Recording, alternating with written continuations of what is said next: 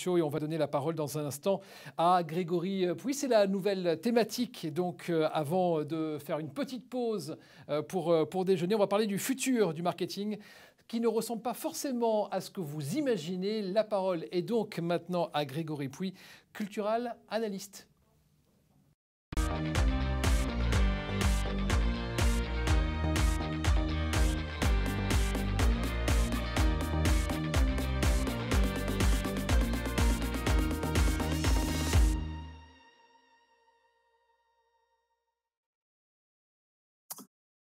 Bonjour tout le monde, bonjour à toutes, bonjour à tous. Je suis ravi d'être là, même si ce n'est pas physique évidemment. Et on va pouvoir parler du futur du marketing ensemble. Bien sûr, si vous avez des questions, vous pourrez les poser à la fin. J'y répondrai en tout cas à la fin, autant que je peux. Je vais juste partager mes slides. Voyons voir. Il faudra que j'ai l'accès pour partager mes slides. Autrement, je vais me présenter en attendant d'avoir l'accès pour partager mes slides. Pour vous dire que moi, ce que je fais... Hop, voilà. Alors... Hop. Petite fenêtre. Voilà. Et bien, je vais y aller comme ça. Donc, le futur du marketing. Pour dire que le futur du marketing, ce n'est pas forcément ce que vous attendez. Donc, j'allais me présenter, donc je vais le faire maintenant. Moi, je suis donc Grégory Pouy. J'ai créé un podcast qui s'appelle Blanc. Historiquement, je suis un consultant. J'accompagne des marques dans leur compréhension de la manière dont la société évolue. Et c'est ce que je fais aussi sur ce podcast. J'ai aussi créé une société qui s'appelle Plink, qui fait des podcasts pour les marques. Et puis, j'ai créé un livre sur maintenant ce qu'on appelle le monde d'après, l'année dernière, qui s'appelle Insoutenable Paradis, qui devait sortir au début du confinement, qui est sorti en juin, et que peut-être certains d'entre vous ont vu passer dans leur flux, voire ont lu, on ne sait jamais. La première chose, et je pense que c'est une question qui doit se poser, c'est est-ce que vous vous sentez dépassé par le marketing moderne? Et moi, personnellement, qui suis le marketing digital depuis 2005, qui était un peu formateur sur Twitter quand c'est sorti, formateur sur Facebook, qui a dirigé une boîte d'influence en 2006, qui a créé le Festival du film viral en 2007, qui dirigeait toute une partie je dirigeais un service sur le social media en 2009, donc une grosse agence. Donc du coup, j'ai quand même été pas mal au fait, je crois. Et pourtant, aujourd'hui, moi-même, je me sens un peu dépassé par le marketing moderne. Pas tant parce que ça va vite, je ne crois pas que ça aille très vite, mais parce que ça descend vraiment très en profondeur sur chacun des sujets. Mais en fait, en réalité, ce qui me semble plus problématique que de se sentir dépassé par le marketing moderne, c'est vraiment de se tromper de chemin. Et j'ai la sensation aujourd'hui, en regardant les marketeurs, en discutant avec eux, que la plupart d'entre eux se trompent de chemin. Alors, pourquoi je dis ça et pourquoi je dis qu'on se trompe un petit peu? D'abord parce que les trois piliers du marketing au XXe siècle, même si c'est un peu difficile à accepter, c'est le mensonge, le contrôle et le secret. C'est-à-dire qu'on a beaucoup menti dans les publicités. On essayait d'avoir un contrôle maximum de l'information. On ne voulait certainement pas partager. C'est-à-dire que la co-création avec les consommateurs, c'est quelque chose qu'on nous a imposé, que Internet nous a imposé, mais ce n'est pas quelque chose que les marketeurs ont vraiment souhaité à la base. Et puis le secret, c'est-à-dire on veut surtout pas dire ce qu'on va sortir, on veut surtout pas dire ce qu'il y a dans nos produits, on veut surtout pas dire comment sont produits les éléments que l'on vend. Et la conséquence de ça, évidemment, c'est que les consommateurs ont totalement perdu confiance dans les marques. Totalement, peut-être pas totalement, mais en tout cas de manière assez importante. Hop, il y a eu un petit problème technique a priori. Donc les consommateurs ont totalement perdu confiance dans les marques. Et bien sûr, la conséquence, c'est que pour 85% des consommateurs, le marketing ou la pub, plus précisément, est considéré comme du spam. Et ce qui est intéressant de voir, c'est que quand on pose la même question aux marketeurs, ils considèrent que pour 80% d'entre eux, ils considèrent que leur pub est utile. Donc en fait, il y a vraiment cette phase de mind the gap, comme on dirait à Londres, dans le métro, où il y a une différence majeure entre ce que les marketeurs ont comme sensation et ce que les consommateurs vivent. Et la réalité, c'est qu'Internet, je l'ai un petit peu abordé avant, mais a complètement Grégory, vous m'entendez, Grégory? Oui, Je me permets juste de vous interrompre, Grégory. Est-ce que vous pouvez bien sûr. partager votre écran et pas votre présentation? Parce que pour l'instant, en retour, on a juste un écran tout blanc. On vous voit, mais on a un écran. Voilà, c'est Ah, parfait. Et c'est beaucoup mieux comme ça. c'est mieux comme ça. Génial. Merci Alors, beaucoup, Grégory. Désolé de vous avoir très interrompu. bien. Non, non, Et non, non, il n'y il a faut aucun vous mettre en problème, je ne mode savais pas diapo du si tout. c'est possible. Eh bien, j'étais en mode diapo, c'est ce que j'avais fait. Mais on avait en fait un écran tout blanc. Voilà, bah là, je pense qu'on va pouvoir continuer de cette manière-là pour qu'on Non, je puisse peux voir rester comme ça. les visuels. On n'avait rien à J'étais en l'écran, mode donc diapositive. c'est parfait. Désolé J'ai de vous fait avoir évidemment votre interrompu, Grégory. Je présentation, vous mais laisse la parole. il y a aucun problème. C'est dommage, les soleils, il est très beau. Je vous les montre un petit peu comme ça. Donc j'en étais là. Internet, c'est un peu cassé tous nos tricks marketing. Et en particulier, c'est un chiffre qui n'est pas récent, qui date de 2009. En fait, on s'est rendu compte, mais ça semble tellement évident en même temps, que 2 tiers du marketing, c'était fait par le bouche à oreille. Et finalement, nous qui voulions absolument être dans le contrôle, on se rend compte que ça ne marche pas. Nous qui voulions être dans le secret, aujourd'hui, ça ne marche plus non plus, parce que Internet permet vraiment une ouverture de l'intérieur de l'entreprise vers l'extérieur. Donc, c'est complètement fluide. Pareil pour les mensonges. On a des applications comme Yuka ou ce genre de choses qui nous obligent à être transparents et à ne plus pouvoir mentir sur les ingrédients qu'il y a dans les produits. Bref, en tout cas, le digital a vraiment cassé tout ça. Et c'est vraiment là qu'est le centre névralgique du digital, la question de la transformation digitale. Si on peut encore utiliser ce terme, même si maintenant je crois que c'est vraiment, vraiment dépassé. C'était pas d'être sur Twitter, Instagram, TikTok ou je ne sais où, c'est vraiment de comprendre cet état d'esprit. Et on va voir que là, dans les révolutions dans lesquelles on rentre cette année, en 2020, et qui pour moi vont se prolonger pendant 10-15 ans, c'est aussi un nouvel état d'esprit qu'il va falloir avoir. C'est pas tant de comprendre que l'écologie c'est important ou que le social c'est important, c'est pas ça. On n'est pas à faire du greenwashing. Il y a vraiment un changement de paradigme qu'il va falloir intégrer. Et j'ai constaté avec le digital que c'était très difficile de changer d'état d'esprit. Et là, en fait, finalement, le digital, c'est quasiment un hors d'œuvre par rapport à ce qu'on va devoir faire, à ce que les marketeurs vont devoir faire pour moi.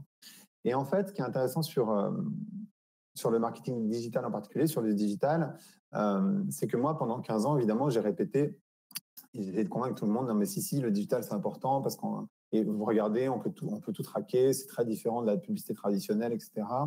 Et donc j'ai participé vraiment beaucoup à ce discours-là, à un point où aujourd'hui, on arrive à des techniques qui sont extrêmement élaborées, comme le gros hacking, comme le marketing de précision, où on peut vraiment tout traquer. Et le problème, c'est qu'en fait, on a complètement focusé notre attention, on a dirigé notre attention sur le tracking, mais uniquement le tracking. Aujourd'hui, on passe énormément de temps à suivre des webinaires et essayer de comprendre comment on peut tout traquer avec la data, etc., etc. Et on en oublie l'essentiel. C'est pour ça que je disais au tout début, en fait, on se trompe de route parce que l'essentiel, c'est d'être pertinent. Et en fait, le tracking, c'est intéressant, évidemment, et je ne dis pas qu'il ne faut pas traquer, mais en fait, c'est moins important le tracking que la pertinence. Et parfois, il y a des choses qui sont pertinentes et qu'on ne peut pas traquer. Un bon exemple de ça, c'est la valeur de votre carnet d'adresse. On sait bien que votre carnet d'adresse, ce que vous êtes construit sur un certain nombre d'années, c'est ce qui a le plus de valeur dans votre carrière professionnelle. Et pourtant, on ne peut pas vraiment le traquer, on ne peut pas vraiment considérer chaque contact et voilà, mettre des KPI derrière, c'est très compliqué. Mais par contre, ce lien humain que vous avez créé, ça, c'est extrêmement important. Donc voilà, il y a quand même une limite dans l'exercice du tracking. Et la maximisation du tracking, ça devient un piège, en fait. Je ne dis pas qu'il ne faut pas traquer, évidemment, qu'il ne faut pas suivre, mais ça peut vraiment devenir un piège. Parce qu'au final, le commerce, c'est d'abord et principalement, alors je sais qu'en ce moment, on est confiné, mais c'est principalement une question d'humain, largement, depuis de très, très loin. Et finalement, si on regarde ce schéma que j'ai dessiné un peu mal, vous pourrez le constater, mais qui exprime bien ce que je veux exprimer, qui est un schéma finalement de Forrester qui différencie le ROI en 4. C'est-à-dire qu'en fait, on a tendance à considérer que le ROI, c'est court terme directement financier, mais en fait, ce que Forrester note, c'est que le ROI, ça peut être court terme directement financier, évidemment, et le precision marketing est là, typiquement comme le SEA, ou toutes ces techniques qui permettent vraiment de faire du ROI financier court terme. Mais il y a aussi du ROI financier long terme, par exemple le SEO, comme il y a du ROI non directement financier court terme, comme il y a du ROI non financier long terme. Et la confiance et l'émotion, elle est évidemment dans le ROI non financier long terme. La question, c'est pas de se dire qu'il faut faire que l'un ou que l'autre. En fait, il faut travailler les quatre. Et ce qu'il faut comprendre, c'est qu'à chaque fois qu'on va travailler le precision marketing, on abîme un petit peu la confiance que les consommateurs ont en nous. Donc, en fait, c'est vraiment un jeu à faire où il ne faut pas être uniquement sur le court terme et sur le directement financier, mais vraiment jouer l'ensemble des ROI, ou en tout cas avoir une compréhension globale de ce qu'est le ROI. Un point aussi qui m'a semblé important dans la compréhension, c'est que les technologies, elles sont là pour aider les consommateurs, pas pour les abuser. On voit ça à travers, évidemment, les GAFA. Alors, peut-être que vous travaillez dans les GAFA, mais peut-être pas, où en fait, on se sert de la data des consommateurs pour les abuser. Et évidemment, c'est pas censé être comme ça. Je crois que les technologies, elles peuvent vraiment aider les consommateurs à mieux consommer. Par exemple, on pourrait imaginer un supermarché, ou en tout cas une chaîne de supermarchés, que ce soit Carrefour ou une autre, partager les datas qu'ils ont sur les consommateurs pour les aider à mieux consommer, à mieux faire leurs courses. Ça serait complètement possible et ça serait très intelligent de le faire. Mais ça prend un état d'esprit, évidemment, hein, comme on le disait tout à l'heure, ça demande une certaine transparence que certaines marques ne sont pas prêtes à faire. Et finalement, le job d'un marketeur, et on va y revenir évidemment, c'est de rendre les consommateurs sur le long terme heureux, même si ça a des coûts sur le court terme. C'est un peu le travail que font certaines marques en réduisant leur marge à court terme, mais en sachant très bien que ça va rendre les consommateurs heureux sur le long terme, et donc que par conséquent, ça va avoir des conséquences, et que par conséquent, ça va impacter de manière positive le chiffre d'affaires. L'idée, c'est pas de se dire demain que les entreprises doivent plus faire de marge ou doivent plus générer de profits. La question, c'est vraiment cette idée de maximisation des profits absolus, comme le décrivait Friedman, ou en tout cas, la pensée de Friedman a été très réduite dans les années 70 à cette idée que une entreprise, ça doit maximiser les profits pour les actionnaires. Alors, qu'est-ce qu'on fait dans ce temps-là? Moi, je pense que vraiment, c'est le moment où on doit re-rendre le marketing sexy again, un petit clin d'œil, je ne sais pas faire de clin d'œil, mais un petit clin d'œil à notre ami Trump, évidemment. Et finalement, il faut se poser la question de qu'est-ce que veulent vraiment les consommateurs. Et c'est relativement simple. Les consommateurs, ils veulent 5 choses qui sont se sentir aimé, être aimé, se sentir appartenir, on va y revenir, avoir leurs intérêts protégés, trouver du sens et être respecté. C'est vraiment des choses qui sont relativement basiques. Je pense que vous, en tant que consommateur, vous le vivez de cette manière aussi. Ce qui est assez intéressant, c'est de voir la différence qu'il peut y avoir entre les consommateurs d'un côté et les marketeurs. Et souvent, nous qui sommes et consommateurs et marketeurs, on a cette contradiction où parfois pour notre propre marque, on fait des choses qu'on n'accepterait pas d'une marque pour laquelle on ne travaille pas. Et faites l'exercice intellectuel, c'est toujours intéressant à faire. Alors, comment on fait? Il y a plusieurs idées. La première, je crois que on parle beaucoup de puissance du féminin en ce moment, on parle beaucoup de vulnérabilité en particulier. Je crois que c'est aussi vrai pour les marques. C'est-à-dire, l'idée, c'est qu'évidemment, on en parle au niveau des individus, mais pour les marques, ça peut aussi fonctionner. Et je voulais vous prendre cet exemple de Panefrica Shoes, mais donc, qui est une start-up ou en tout cas une DNVB, qui fait des chaussures, comme vous le voyez sur la photo, mais ça fonctionne aussi pour Veja, qui a exactement la même stratégie. Ils disent sur leur site web là où ils sont mauvais. C'est-à-dire que, bien sûr que vous savez que c'est des marques qui sont extrêmement engagées, en particulier sur la partie environnement, mais sur leur site, parce que personne n'est parfait, ils expliquent tous les points d'amélioration là où ils ne sont pas bons. Cette vulnérabilité, ou en tout cas cette mise en vulnérabilité, permet de rendre beaucoup plus crédible tout le discours qui est tenu par ailleurs. Alors, l'idée, c'est pas de mentir ou quoi que ce soit, mais c'est simplement, plutôt que de dire on est les champions, on est les meilleurs, en 2025, on sera là, en 2030, on sera là, c'est simplement de dire, ben voilà, on en est là, on essaie de faire ce qu'on peut, mais on a encore tous ces efforts à faire.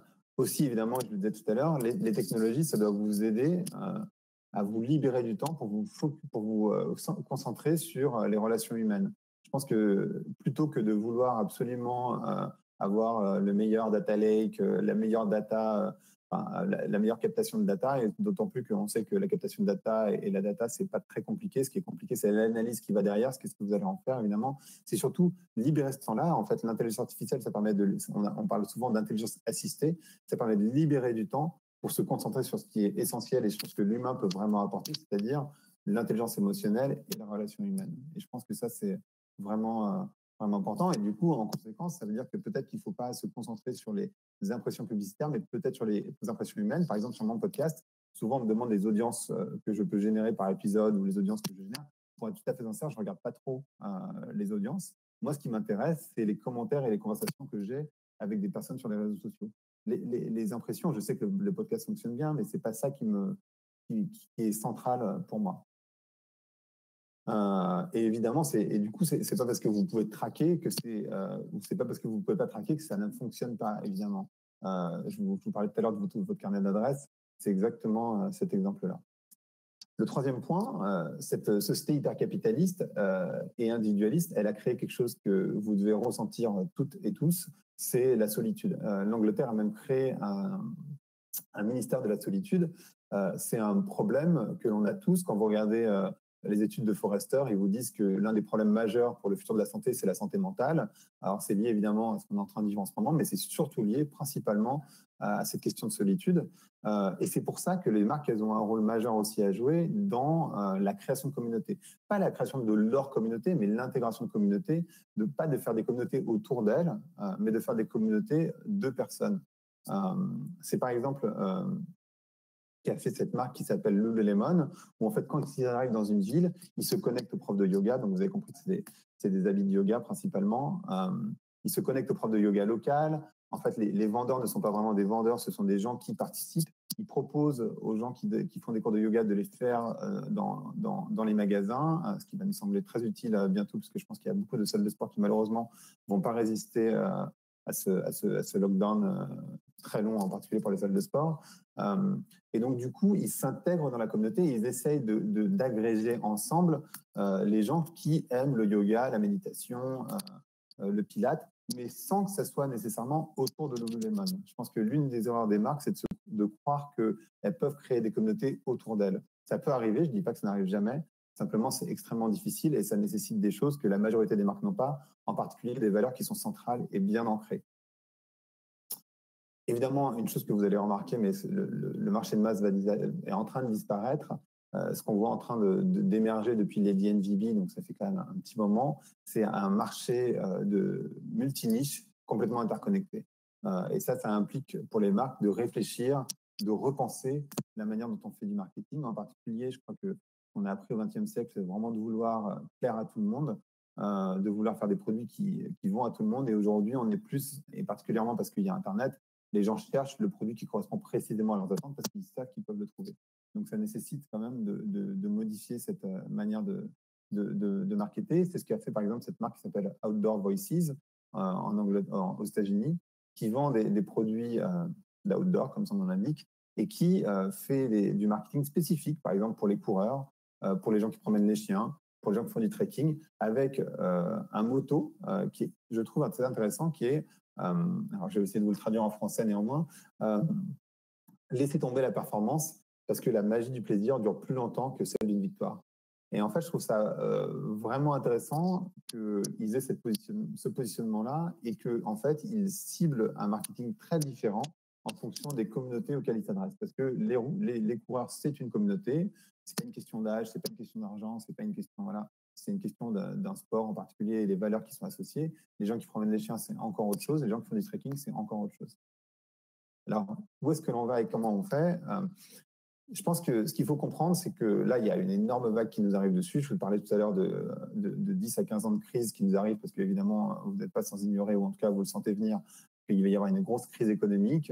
Je pense qu'il va y avoir une grosse crise sociale également, une grosse crise financière et évidemment, par-dessus ça, une crise écologique et paradigmatique, donc c'est-à-dire une crise des croyances. Tout ça, c'est en train de nous arriver. Ça me semble assez évident, comme quand en 2005, on voyait la vague du digital arriver. Donc, vous avez plusieurs possibilités quand vous voyez une vague arriver. Vous pouvez, et c'était le cas pour la majorité des marques avec le digital, attendre sur la plage, comme il n'y a pas beaucoup de personnes qu'on voit là coucher, et attendre que la vague vous heurte et vous dire que vous allez peut-être pouvoir la retenir avec vos petits bras. Bon, je pense que l'expérience qu'on a eue sur les 10-15 dernières années, ça prouve bien que vous ne pouvez pas retenir la vague. Et de la même manière, les vagues qui arrivent, vous n'allez pas pouvoir les retenir avec vos petits bras. Ça ne va pas être possible. Donc, la bonne option, c'est d'apprendre à nager ou d'apprendre à surfer, idéalement, et donc de prendre sa planche et d'aller surfer les vagues. Alors, qu'est-ce qui va se passer et qui me semble assez évident? D'abord, la première chose, c'est que les consommateurs aujourd'hui, ils ne veulent pas des marques qui essayent de plaire à tout le monde, ils veulent des marques qui soient engagées politiquement. Et ça veut dire, par définition, ne pas plaire à tout le monde. Et ça, c'est quelque chose qui, en termes d'état d'esprit, qui est parfois compliqué pour les marketeurs, mais qui va me sembler essentiel. La deuxième chose, on parlait des tonnes de CO2 et du fait que les consommateurs, enfin l'intervenante justement parlait du fait que les Français devraient, ou en tout cas chaque humain devrait ne pas consommer plus que 2 tonnes de CO2 par an, et qu'aujourd'hui c'est plutôt 12-13. Je crois que les entreprises vont devoir intégrer les émissions de CO2 dans leur bilan d'entreprise. Ça va venir. Je ne sais pas comment ça va venir. Je ne sais pas quand est-ce que ça va venir. Ce qui est évident, c'est que ça va venir. Donc la question, c'est pas de se dire je vais attendre que ça arrive. Je vais déjà le faire parce que de toute façon, ça va venir. Et je pense que c'est une bonne manière de réfléchir. Il faut redéfinir aussi la manière dont on calcule la croissance, c'est-à-dire que cette maximisation du profit, c'est quelque chose des années 70 qui a été propulsé ensuite par Margaret Thatcher et puis l'élection de Ronald Reagan, mais qui aujourd'hui est complètement en train d'être revu. Et donc, par exemple, on le voit dans certaines entreprises, aujourd'hui on redéfinit la croissance en mettant des KPI qui sont différents, par exemple, considérer l'impact écologique, considérer la satisfaction des consommateurs, considérer la satisfaction des salariés et évidemment le bilan financier, mais les 4 au même niveau. Et puis, le dernier, évidemment, c'est l'expérience des consommateurs. Alors, qu'est-ce qu'on attend de vous en tant qu'humain? Et ça, je pense que c'est un point qui me semble essentiel. Et c'est évidemment d'avoir du courage. Le courage en particulier d'avancer dans un monde où on ne peut plus se faire de projections à très long terme. On peut faire une projection à très long terme, on ne peut plus faire de projections à 4-5 ans. C'est très compliqué, vous l'avez bien vu cette année. Donc, en fait, il faut avoir le courage de prendre des décisions qui sont un peu dures, mais il faut aussi avoir le courage d'avancer et de prendre plaisir à avancer dans le brouillard. Ça, je pense que c'est quelque chose qu'on va devoir apprendre à faire toutes et tous dans nos vies personnelles comme dans nos vies professionnelles. Ça veut dire quoi? C'est par exemple Renault qui maintenant comprend que leur raison d'être, c'est vraiment la mobilité des Français et que peut-être ils vont devoir réinventer leur Watt, c'est-à-dire la manière dont ils gagnent de l'argent. Et ils ont quand même annoncé de manière publique que maintenant, ils vont de moins en moins être sur les voitures, même si ça reste le cœur de leur business très largement, évidemment. Mais ils sont en train de réfléchir à pivoter leur business pour réduire la voiture, parce qu'ils ont bien compris que, bien sûr, la voiture, c'est quelque chose qui allait se réduire d'une manière ou d'une autre. Repenser le design complètement, ça c'est aussi quelque chose qui est votre rôle. J'ai pris l'exemple d'une douche en particulier parce qu'il y a des chercheurs qui ont trouvé une douche qui économise 90% d'eau. Alors, comment ça fonctionne? Simplement, quand vous prenez une douche, j'imagine que vous laissez tomber l'eau dans le bac. L'eau, vous attendez en particulier qu'elle devienne chaude, et puis cette eau, elle est gâchée, en fait. Et là, cette douche, ce qu'elle fait, c'est qu'elle prend cette eau qui tombe sur vous, elle la remonte dans le système, elle la nettoie de toutes vos impuretés, elle la réchauffe et elle vous la resserre. Et en fait, de cette manière-là, on économise 90% d'eau. Donc, en fait, c'est vraiment repenser totalement le design pour réduire l'impact des consommateurs. Moi, je suis convaincu, comme le disait la personne précédente, que les entreprises ont un rôle majeur à jouer dans la transformation de société qu'on est en train de vivre. Et en particulier, je pense que les entreprises ont un rôle majeur à jouer dans l'impact CO2 que les consommateurs ont. Parce qu'il y a plein d'impacts qui sont absolument invisibles pour les consommateurs. Et je pense que c'est à l'entreprise de modifier le design et pas aux consommateurs de faire l'effort nécessairement tout le temps. Et donc, l'idée, c'est pas forcément de se priver à chaque fois, mais de vraiment repenser la manière dont on fait les produits. Et c'est aussi, je pense, le rôle de chacun, de chacune, de être le leader de l'industrie pour replacer des produits qui ne sont pas soutenables par des produits qui le sont. Donc, c'est vraiment quelque chose qui est votre rôle, en fait. Et je pense que si vous ne le faites pas, c'est quelqu'un qui le fera à votre place, et ça serait quand même un peu dommage. Et puis, quelque chose qui me semble vraiment central, c'est de raconter des nouvelles histoires. Je pense qu'on ne se rend pas nécessairement compte à quel point, à travers la publicité, on raconte des histoires. Et comme l'humain est concentré sur les histoires, il n'y a qu'à voir le succès de la Bible ou de tous les textes religieux, l'humain fonctionne sur des histoires. Et là, aujourd'hui, l'histoire, c'est que l'écologie, elle est vécue de manière punitive, mais ce n'est pas qu'une question d'écologie, c'est aussi l'image des femmes, c'est aussi l'image du succès, du bonheur, que l'on propage dans, évidemment, les films, les séries, la musique, mais aussi, évidemment, beaucoup à travers la publicité.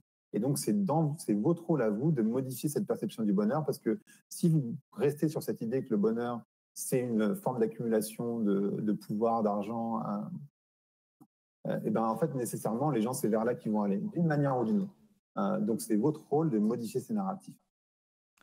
Donc voilà, je vais m'arrêter là parce que j'avais que 20 minutes, je ne sais pas depuis combien de temps je parle. Eh ben, on arrive à la fin, Grégory, c'est parfait. Ouais, bah c'est super. C'est parfait, merci beaucoup. Ça me semble relativement logique, mais c'est indispensable. On va juste rappeler le nom de votre podcast, Grégory, Vlan. Mon podcast s'appelle Vlan, exactement, et le bouquin s'appelle Insoutenable Paradis. Et je publie de manière assez régulière sur LinkedIn pour ceux qui veulent avoir des explications plus longues. Si vous avez des questions, je pense que vous pouvez les poser de mémoire. Toujours un petit peu bizarre on peut vous poser des questions via le chat. Je vous laisse vous connecter, comme ça vous pourrez y répondre directement. On a notamment des petites questions sur les insights conso et les sources que vous avez citées. Merci beaucoup Grégory Pouy d'avoir été avec nous